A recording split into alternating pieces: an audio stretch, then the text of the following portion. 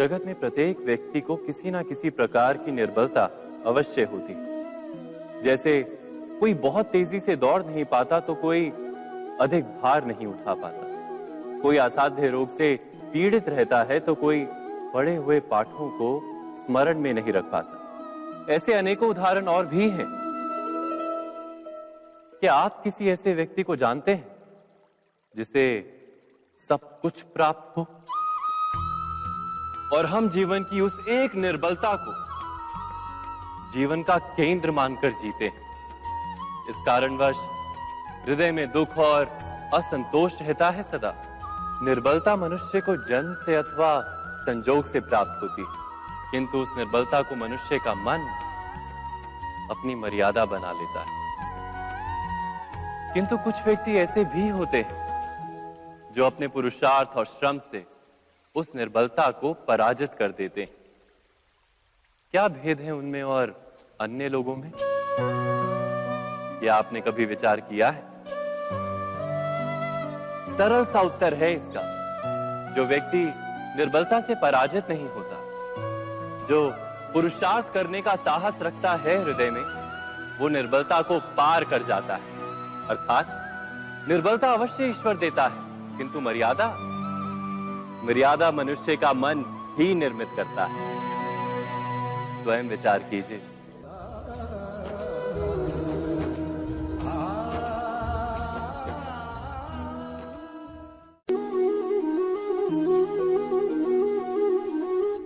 भविष्य का दूसरा नाम है संघर्ष। हृदय में आज इच्छा होती है और यदि पूर्ण नहीं हो पाती तो हृदय भविष्य की योजना बनाता है। भविष्य में इच्छा पूर्ण होगी ऐसी कल्पना करता रहता है, किंतु जीवन ना तो भविष्य में है ना अतीत में। जीवन तो इस क्षण का नाम, अर्थात इस क्षण का अनुभव ही जीवन का अनुभव। पर हम ये जानते हुए भी इतना सा सत्य समझ नहीं पाते। या तो हम बीते हुए समय के स्मरणों को घेर कर बैठे रहते हैं, या फिर आने वाले समय के लिए हम योजनाएं बनाते रहते हैं और जीवन जीवन बीत जाता है। एक सत्य यदि हम हृदय में उतार लें कि ना हम भविष्य देख सकते हैं, ना ही भविष्य निर्मित कर सकते हैं, हम तो केवल धैर्य और साहस के साथ भविष्य को आलिंगन दे सकते हैं, स्वागत कर सकते हैं भविष्य का।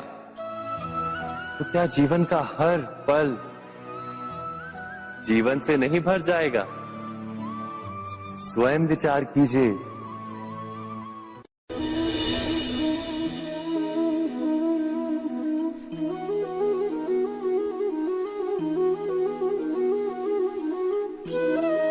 ज्ञान प्राप्ति सदा ही समर्पण से होती है, ये हम सब जानते हैं। किंतु समर्पण का वास्तविक महत्व क्या है? क्या हमने कभी विचार किया? मनुष्य का मन सदा ही ज्ञान प्राप्ति में विभिन्न बाधाओं को उत्पन्न करता है। कभी किसी अन्य विद्यार्थी से ईर्ष्या हो जाती है, कभी पढ़ाए हुए पाठों पर संदेह जन्मता है और कभी गुरु द्वारा दिया गया दंड मन को अहंकार से भर देता है। नहीं, क्या ऐसा नहीं होता?